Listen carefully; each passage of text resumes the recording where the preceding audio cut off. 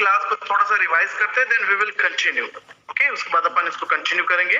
तो कल की क्लास में हमने देखे थे कि प्रोनाउन का जो 4, 5 और 6 टाइप था, डी मतलब D for demonstrative, I for interrogative and P for possessive pronoun, इसके बारे में डिस्कशन हमने कल की क्लास में किए थे। जहां डेमोन्स्ट्रेटिव प्रोनाउन में हमने देखे कि pronoun which are used to point out the person और thing is called demonstrative pronoun. ऐसे प्रोनाउन जिसका यूज हम पॉइंट आउट करने के लिए करते हैं उसको हम डेमोन्स्ट्रेटिव प्रोनाउन कहते हैं, जिसमें हम दीज, दीज, दोज और दैट का यूज करते हैं। मैं एक चीज, नया चीज और बताया था कि दिस का यूज हम पास के वस्तु या व्यक्ति को बताने के लिए करते हैं और दैट का यूज दूर के व्यक्ति या वस्तु को बताने के लिए करते हैं। देन हमने देखी उसका I for interrogative pronoun, pronoun which are used to ask question, means ऐसे प्रोनाउन जिसका यूज हम क्वेश्चन को आस्क करने के लिए, प्रश्न पूछने के लिए यूज करते हैं, वो आपका इंट्रोगेटिव प्रोनाउन कहलाता है, जिसमें हम what, where, which, do, does, did, is, am, are, was, where, have, has, जितने भी हेल्पिंग वर्ब्स है, आपके जितने भी WH वर्ड्स है, उसका यूज हम करते हैं। फिर हमने देखे लास्ट में possessive pronoun, pronoun which are used to show या डिनोट पोसेशन और ownership is called possessive pronoun. इस पोसेसिव प्रोनाउन में हम देखे कि ऐसे प्रोनाउन जिसका यूज हम इसलिए करते हैं अपने पोसेशन या ओनरशिप, अपने मालिकाना हक को बताने के लिए करते हैं, उसे हम पोसेसिव प्रोनाउन कहते हैं, जिसमें हम माई, माइन, ठीक है, my, mine, our, your, her, his, its, ऐसे वर्ड्स का यूज करते थे। यदि किसी वाक्य में आपको इस तरह का वर्ड दिखाई देता है, my, mine, our, his, her, its, तो वो आपका क्या कहलाता है? पोसेसिव प्रोनाउन कहलाता है। तो ऐसे डिस्कशन हमने कल की क्लास में किए थे। Now our today's topic pronouns, last point, डायर, D for distributive pronoun, I for indefinite pronoun, R for relative pronoun and R for reciprocal pronoun। इसका हम डिस्कशन आज की क्लास में करेंगे कि what is the distributive pronoun and what is the indefinite pronoun and what is the relative pronoun and what is a reciprocal pronoun। ठीक है, तो now first one we are going to read your distributive pronoun। Distribute करना means होता है बांटना। जब हम किसी वर्ग को या किसी चीज को क्या करते हैं? डिस्ट्रीब्यूट करते हैं, बांटते हैं, तो ऐसे प्रोनाउन को हम डिस्ट्रीब्यूटिव प्रोनाउन कहते हैं। मींस जिस ऐसे प्रोनाउन जिसमें हम बांटने के लिए जिस वर्ड का यूज करते हैं, वो वर्ड आपका क्या कहलाएगा? डिस्ट्रीब्यूटिव प्रोनाउन कहलाता है।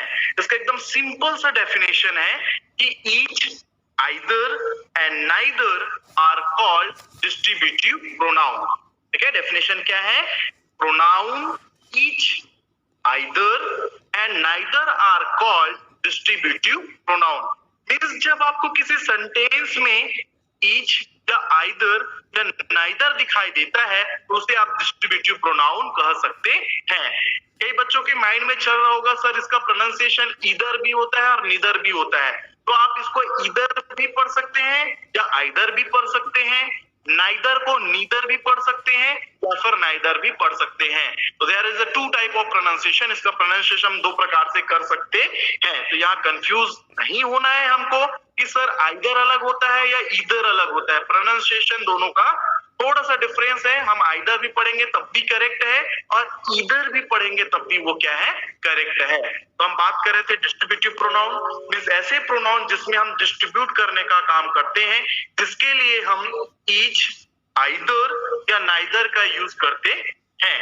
जैसे कि हमने एग्जांपल देखे कि each of the boy is laborious. मैंने कहा each of the boy is laborious, बहुत सारे लड़के बैठे हुए हैं। मैंने कहा कि each of the boy is laborious, तो सभी को हमने डिस्ट्रीब्यूट कर रहे हैं कि ये राम भी लेबेरियस है। प्रत्येक मतलब डिस्ट्रीब्यूट करने का काम कर रहे हैं कि राम भी लेबेरियस है, श्याम भी लेबेरियस है, रवि भी लेबेरियस है, रोहन भी लेबेरियस है। तो यहाँ क्या कर रहे हैं? हम उस चीज को डिस्ट्रीब्यूट करने का काम कर रहे हैं। तो ये आपका क्या कहलाता है? ईच आपका डिस्ट्रीब्यूटिव प्रोनाउन कहलाता है। सेकेंड, अगर हम देखते हैं एग्जाम्पल में, either of the two pen will do। ठीक है, मैंने कहा either of the two pen will do। हमारे पास कितने पेन है? दो पेन है। ठीक है, we have a two pen। Example को समझेंगे ध्यान से। Either of the two pen will do, हमारे पास दो पेन है, तो मैंने कहा either of the two pen will do, दो पेन से काम चल जाएगा, दो पेन से काम चल जाएगा, या तो इस पेन से काम चल जाएगा या तो फिर इस पेन से काम चल जाएगा। तो यहाँ भी हम क्या कर रहे हैं, डिस्ट्रीब्यूट करने का काम कर रहे हैं कि हमारे पास दो पेन है, या तो इस पेन से काम चलेगा या तो इस पेन से काम चलेगा।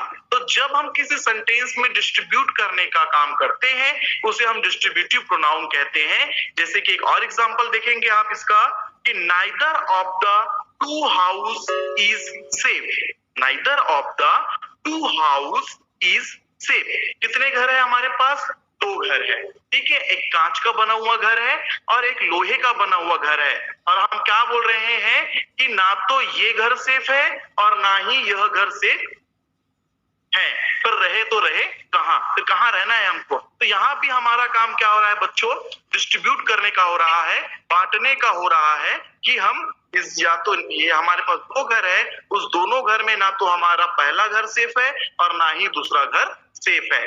तो इस प्रकार के वर्ड को जब हम ईच, आइदर और नाइदर का यूज करते हैं तो उसे हम डिस्ट्रीब्यूटिव प्रोनाउन कहते हैं।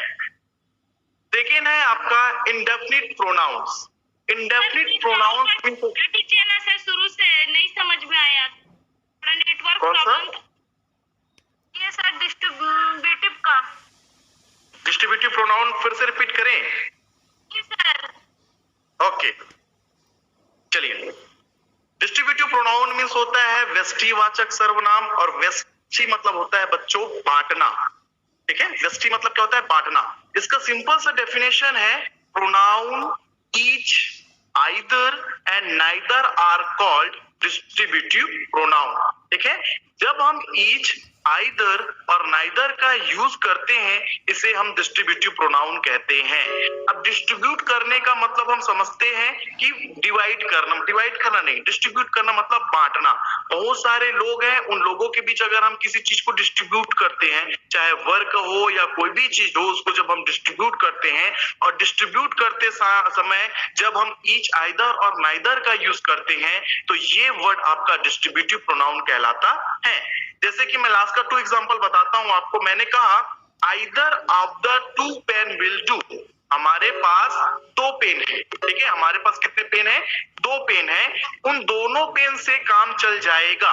कहा या तो इस पेन से काम चलेगा या तो इस पेन से काम चलेगा। तो हमने दोनों पेनों को डिस्ट्रीब्यूट किया है कि या तो इस पेन से हमारा काम हो जाएगा या तो फिर इस पेन से हमारा काम हो जाएगा, ठीक है। उसी प्रकार मैं सेकेंड एग्जांपल में एक्सप्लेन करता हूं कि neither of the to house is safe, ना तो यह घर सेफ है ना तो यह घर सेफ है। तो यहाँ भी हम क्या कर रहे हैं, डिस्ट्रीब्यूट कर रहे हैं कि हमारे पास दो घर है, उसमें से ना तो हमारा कांच वाला घर सेफ है ना हमारा ईंटे से बना हुआ घर सेफ है। तो जब हम डिस्ट्रीब्यूट करते हैं और डिस्ट्रीब्यूट करते समय हम ईच और आइदर और नाइदर का यूज करते हैं तो ये आपका डिस्ट्रीब्यूटिव प्रोनाउन कहलाता है। Got it? The second one आता है आपका इंडेफिनिट प्रोनाउन, और इंडेफिनिट प्रोनाउन को कहते हैं बच्चों हम अनिश्चयवाचक सर्वनाम। अनिश्चय नाम से स्पष्ट है, जब किसी चीजों का हमको कंफ्यूजन होता है, हम उसमें श्योर नहीं होते हैं, अनिश्चित होते हैं, तो उसको हम कहते हैं अनिश्चयवाचक सर्वनाम। इसका डेफिनेशन एकदम सिंपल है कि indefinite pronoun refer to person or thing in a general वे।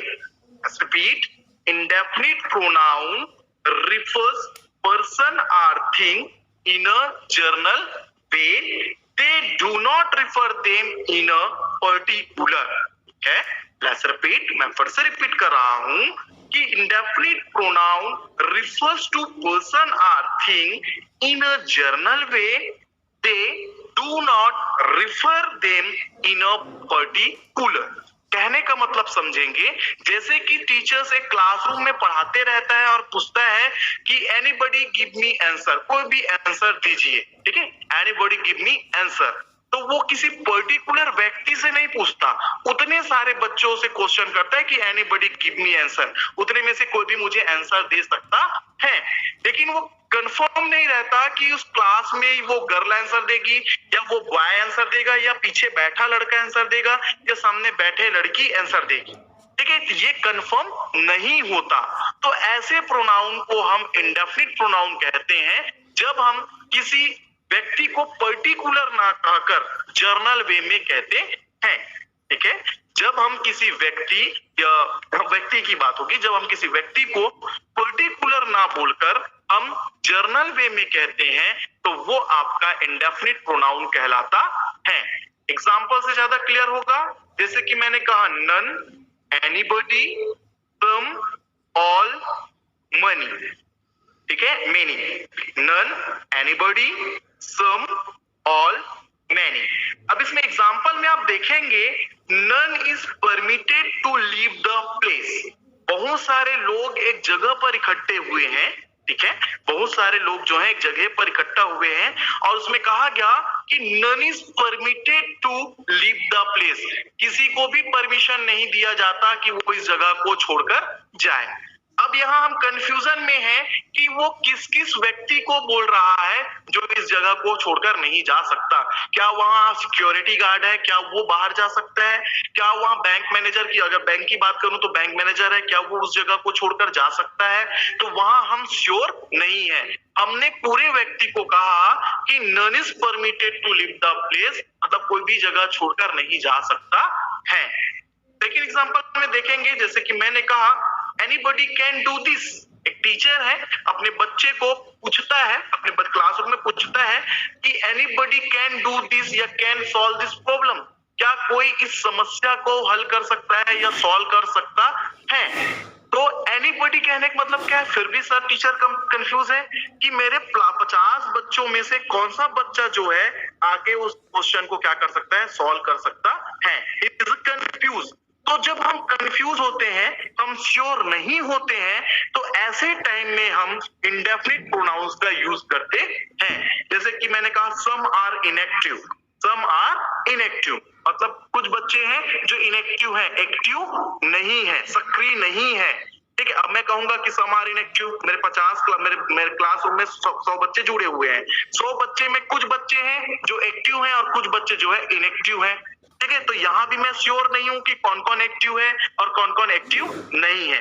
तो जब हम श्योर नहीं होते हैं तब हम ऐसे प्रोनाउन का यूज करते हैं और इसमें हम none, anybody, some, all, any, many ऐसे वर्ड्स का यूज करते हैं। तो that is your indefinite pronoun. Now I am sharing a content. Just wait a second. Last R and R for relative and R for reciprocal pronoun. Just wait a second.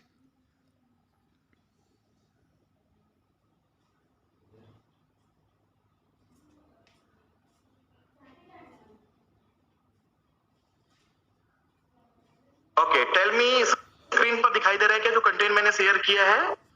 Yes sir. Yes sir. Okay, चलो mute कर लीजिए अपना mic.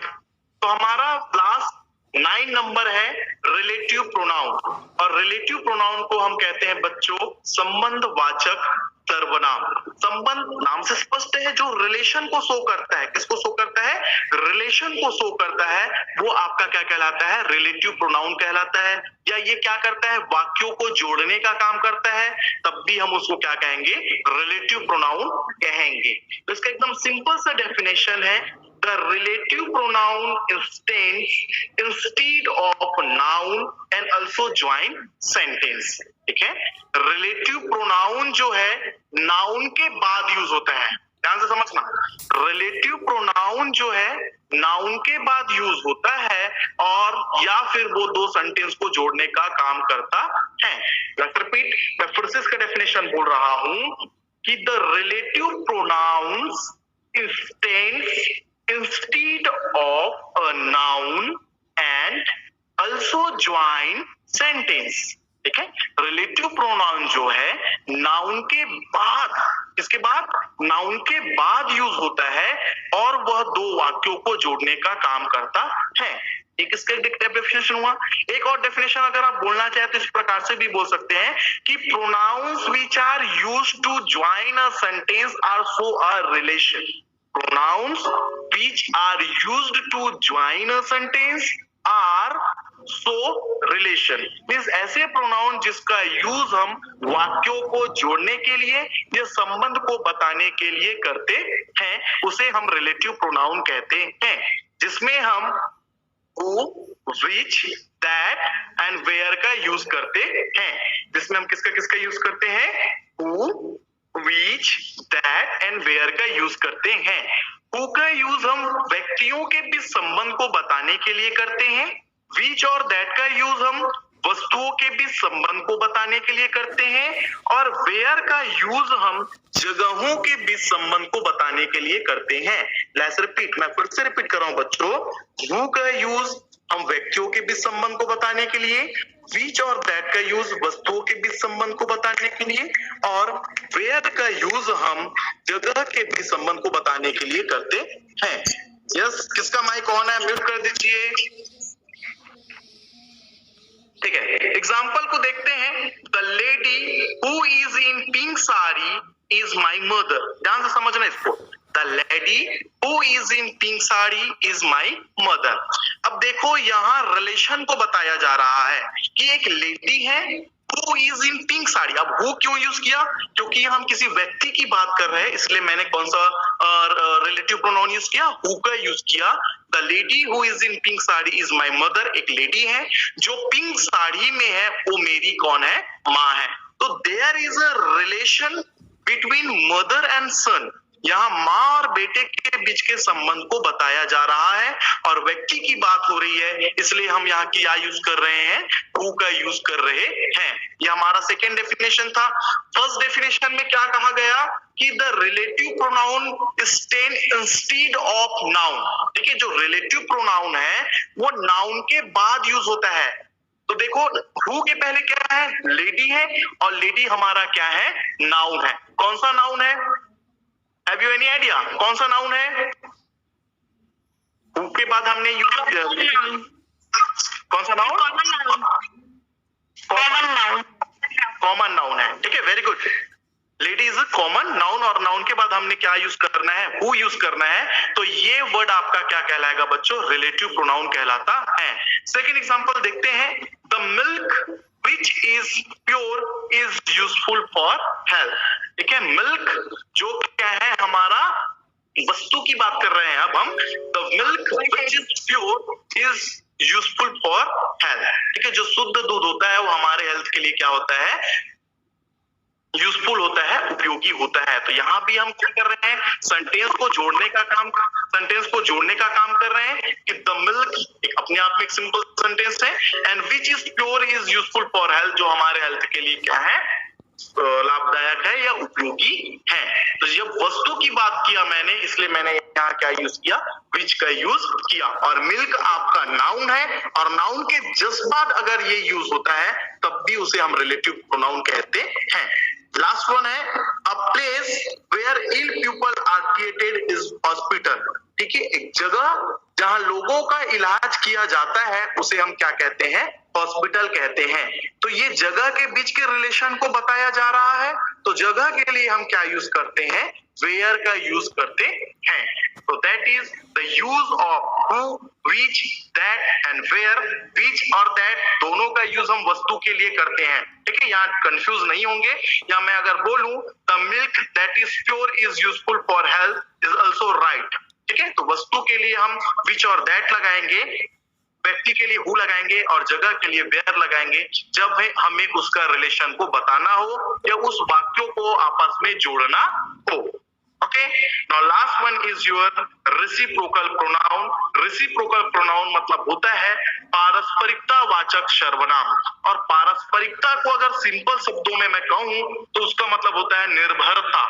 निर्भरता मतलब होता है dependency. जब हम एक दूसरे पर क्या होते हैं? डिपेंड होते हैं, आश्रित होते हैं, तब उस कंडीशन में यूज किया गया वर्ड आपका रेसिप्रोकल प्रोनाउन कहलाता है, जिसमें हम ईच अदर और वन अनदर का यूज करते हैं। और इसका डेफिनेशन बहुत सिंपल है। लिखिए, इसका डेफिनेशन अगर लिख रहे हैं तो each other and one another is called reciprocal pronoun.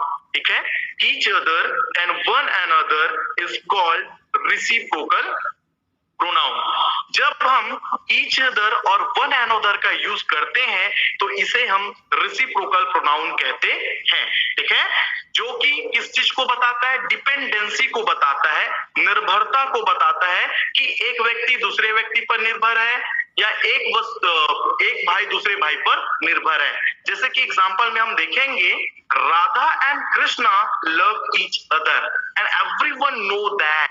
सभी लोग जानते हैं कि राधा जो है कृष्णा पर डिपेंड है और कृष्णा जो है राधा पर डिपेंड है। ठीक है, तो इस कंडीशन में हम इसको रेसिप्रोकल प्रोनाउन कहेंगे जब हम क्या यूज करेंगे? ईच अदर का यूज करेंगे। कहेंगे कि Radha and Krishna love each other. Radha और कृष्णा एक दूसरे से क्या करते हैं? स्नेह करते हैं। सेकेंड एग्जांपल देखते हैं, the four brother help one another. चार भाई हैं और चारों भाई एक दूसरे पर आश्रित है। कैसे? क्योंकि वो एक दूसरे का क्या करते हैं? हेल्प करते हैं।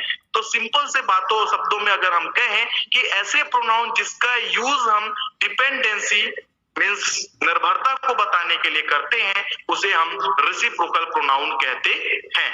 तो that is all about the pronoun and it's type. ठीक है, हम लगभग 3 दिनों की क्लास में प्रोनाउन और प्रोनाउन के टाइप्स को क्लियर कर दिए हैं। नेक्स्ट क्लास हमारी होगी, उसमें हम एडजेक्टिव के बारे में डिस्कशन करेंगे। Have you any doubt related to this point? You can ask me a question now. Sir, once again definition indefinite pronoun का. Yes. Yes. सर एक बार डेफिनेशन को बताइए इंडेफिनेट प्रोनाउन का। इंडेफिनिट प्रोनाउन का डेफिनेशन चाहिए। Okay, indefinite pronoun refers to person or thing. Indefinite pronouns refers to person or things in a general way. In a general way, they do not refer them in a particular. They do not refer them in a particular.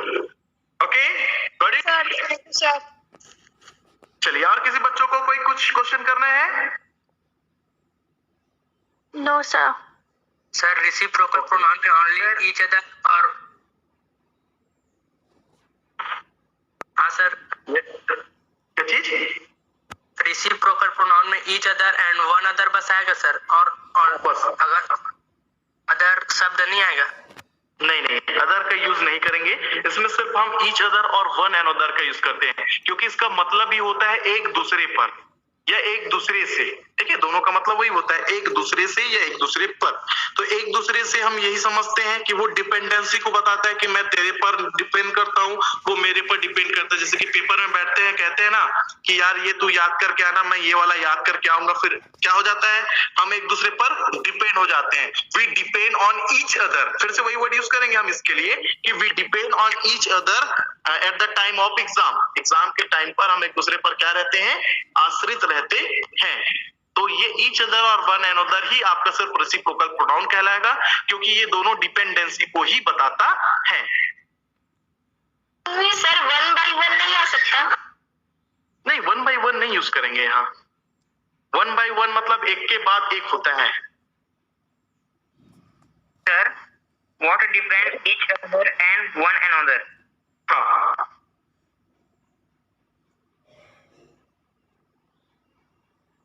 चलिए, और कोई question? Sir, distribute pronoun को एक बार explain कीजिए ना। Distributive pronoun को देखो, एकदम सिंपल सा है। डिस्ट्रीब्यूटिव प्रोनाउन मतलब हाँ, डेफिनेशन बोलूं? Yes sir. देखो, एकदम सिंपल सा डेफिनेशन है। Pronoun each, either and neither are called distributive pronoun. आपको सिर्फ 3 वर्ड याद रखने हैं, ईच, आइदर और नाइदर। ये कहीं भी अगर आपको दिखाई देता है तो आप कहेंगे कि ये जो प्रोनाउन है या ये जो वर्ड है वो आपका डिस्ट्रीब्यूटिव प्रोनाउन है। ओके, ये सिर्फ क्या काम करता है? बांटने का काम करता है। जैसे कि मैंने कहा ना, either of the 2 pen will do, या either of the 2 brother do my work. ठीक है, either of the 2 brother do my work. 2 भाई है, मैंने काम दिया है, मैंने एक काम दिया है और कितने भाई हैं? 2 भाई है। या तो ये वाला भाई करेगा या तो ये वाला भाई करेगा। तो वो काम को क्या कर रहे हैं हम यहाँ? डिस्ट्रीब्यूट करने का काम कर रहे हैं। तो जब हम किसी चीज को डिस्ट्रीब्यूट करते हैं तो उस टाइम में हम यही यूज करते हैं, एक तो ईच यूज करेंगे या तो फिर आइदर यूज करेंगे या तो फिर हम नाइदर यूज करते हैं। ओके सर हाँ, एवरी किस में आएगा? एवरी भी आपको उसी में आएगा। डिस्ट्रीब्यूटेड में? हाँ, डिस्ट्रीब्यूट प्रोनाउन में ही एवरी का यूज करेंगे आप। सर रेसिप्रोकल प्रोनाउन का डेफिनेशन बताओ। Each other and one another is called reciprocal pronoun. Each other and one another is called reciprocal pronoun. Okay?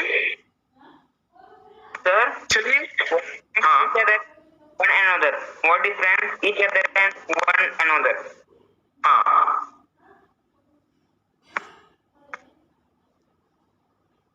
Sir इन दोनों में अंतर क्या है?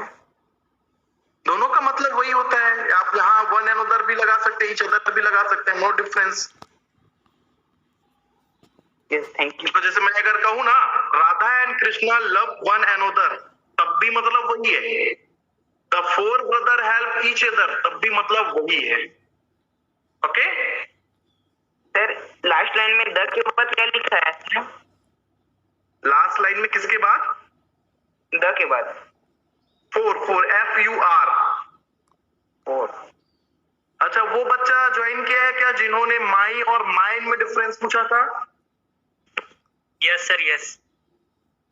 अच्छा, ज्वाइन किए हुए हैं आप। देखो, माई और माइन का कॉन्सेप्ट बहुत बड़ा है। अगर आप चाहें नहीं, मैं एक दिन उसको पूरे कॉन्सेप्ट क्लियर कराऊंगा कि माइन और माइन में क्या डिफरेंस है। ऐसे माइन, देखो फिर भी बता देता हूँ यहाँ, माइन जो वर्ड है उसका मतलब मेरा होता है और माई का मतलब भी मेरा होता है। लेकिन माइन जो वर्ड है वो अपने आप में कंप्लीट सेंटेंस देता है।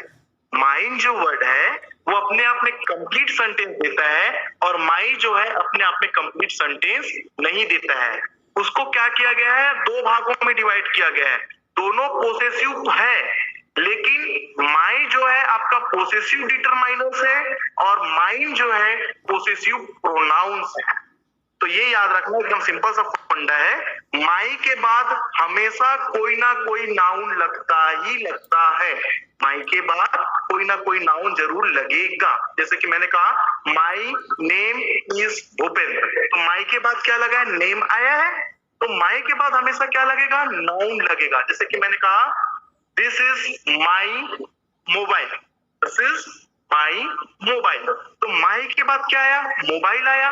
तो ये कंप्लीट सेंटेंस कहेंगे। अगर मैं बोलूंगा दिस इज माई, ये रॉन्ग है। अगर इसी सेंटेंस को मैं कहूं this mobile is mine, this mobile is mine, तो जब दिस मोबाइल इज माइन कहता हूं तो ये करेक्ट सेंटेंस है।